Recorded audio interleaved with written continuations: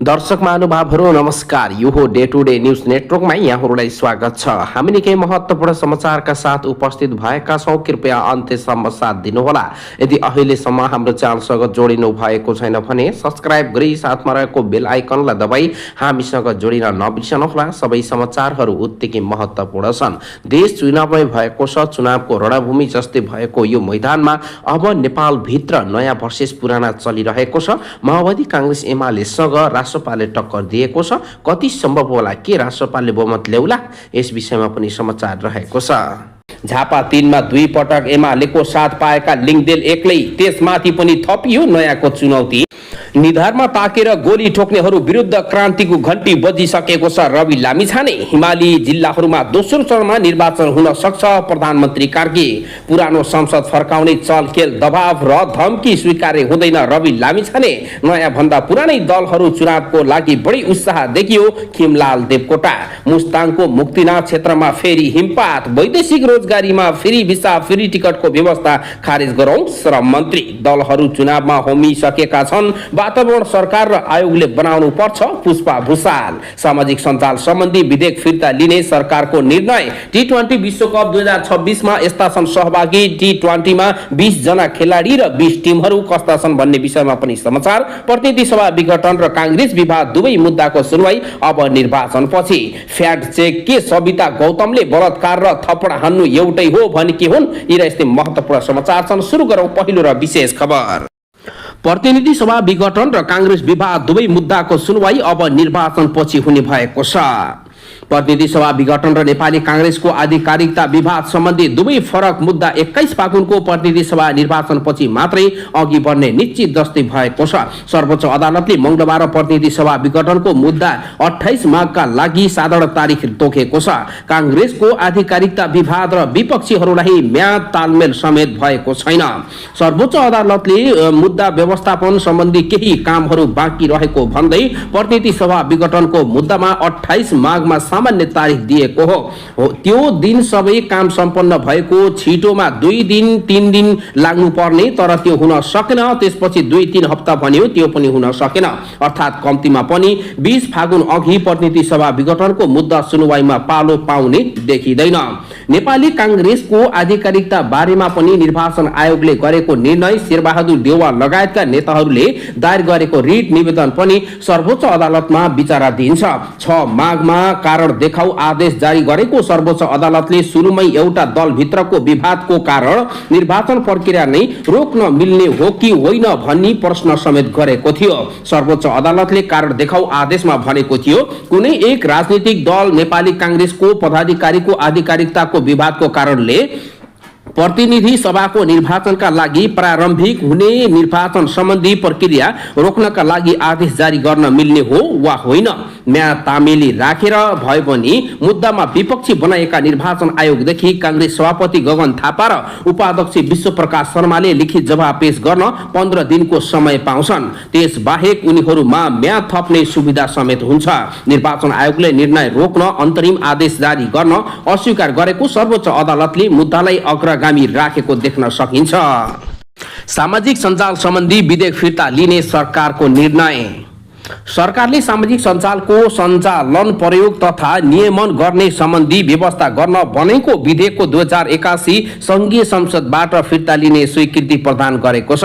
मंगलबार बसेको मन्त्री परिषद बैठकले उक्त विधेयक संसदबाट फिर्ता लिन स्वीकृति प्रदान गर्ने निर्णय गरेको हो। तत्कालीन सञ्चार तथा सूचना प्रविधि मन्त्री पृथ्वी सुब्बा गुरुङले यो विधेयक ल्याएका थिए। माघ 15 मा 2081 मा राष्ट्रिय सभा दर्ता भएको विधेयक विवादका कारण धेरै अगाडि बढ्न सकेको थिएन।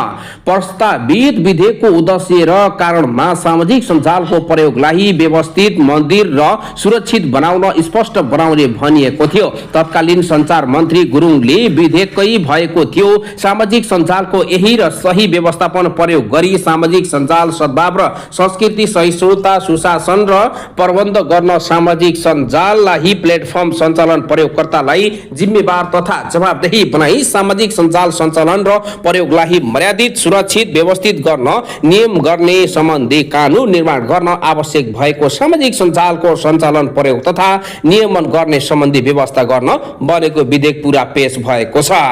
यो विधेयक 27 माघ 2081 मा राष्ट्रिय सभामै प्रस्तुत भएको थियो। लामो समयसम्म यतिकै रहे तापनि पछिल्लो समय अगाडि बढ्न खोजिएको थियो। यो विधेयक उप 3 भदौ 2082 मा सामान्य छलफल भएको थियो। केपी शर्मा ओली नेतृत्वको पछिल्लो सरकारले विवाद भएका विषय मिलाउने गरी विधेयक अगाडि बढाउन खोजिरहेका बेला जेनजी आन्दोलन भयो र तत्कालीन सरकार नै अपदस्थ हुन पुगेको थियो।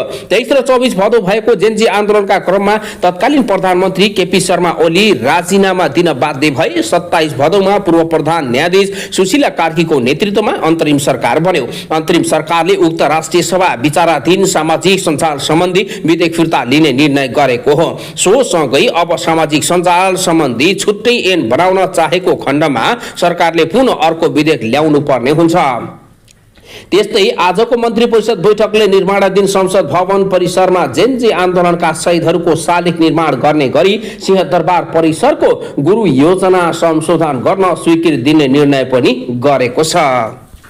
हिमाली जिल्लामा दोस्रो चरणमा निर्वाचन हुन सक्छ प्रधानमन्त्री कार्की। प्रधानमन्त्री सुशीला कार्कीले मौसमले साथ नदिए हिमाली जिल्लामा दोस्रो चरणमा निर्वाचन हुने बताएकी छन्। नवलपरासी बर्दघाट सुस्ता पूर्वको कावसती नगरपालिका 1 हात्तीखोरमा राष्ट्रिय सेवा दलले तालिम समापन कार्यक्रममा सहभागी भए पश्चात प्रधानमन्त्री कार्कीले सञ्चारकर्मीहरूसँगको कुराकानीमा भनिन् निर्वाचनका लागि सरकारले आवश्यक सहयोग गर्छ।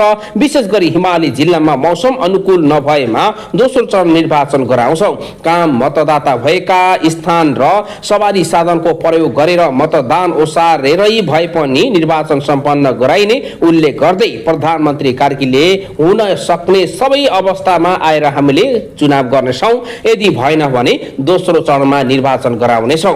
अहिलेसम्म कुनै पनि कारणले निर्वाचन सार्ने विषय नै प्रवेश नपाएकाले ढुक्कका साथ आगामी फागुन 21 गतेको निर्वाचनमा जुट्न उनले आग्रह गरेकी छन्। समयमै निर्वाचन सम्पन्न गरेर नवनिर्वाचित प्रतिनिधिहरूले राज्य व्यवस्था सम्हालेर देश र नयाँ दिशातर्फ अगाडि बढ्नेमा आफू विश्वस्त रहेको प्रधानमन्त्री कार्कीले बताएका छन्। शान्तिपूर्ण रूपमा निर्वाचन सम्पन्न गराउन हामीले त 100% प्रयास गरिसकेका छौं। निर्वाचन भय रहित वातावरण सम्पन्न हुन्छ उनले भनिन्। विशेष परिस्थितिमा हुन लागेको निर्वाचन भएकाले केही चुनौती पनि आइरहेको छ। समाधान गरेर निर्वाचन गराउने प्रधानमन्त्री कार्कीले यसलाई म्यान्डेट दिएकी छन्। जसरी पनि गराउनु पर्नेमा उनले जोड दिएकी छन्।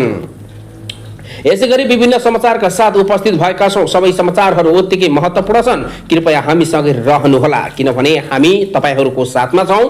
हामीले निकै महत्त्वपूर्ण समाचार लिएर आएका छौं र अब अर्को समाचार रहेको छ। म्यानमारमा 18 नेपालीलाई कैद सजाय मानव तस्करले पुर्याएका थिए स्वयं सेन्टर।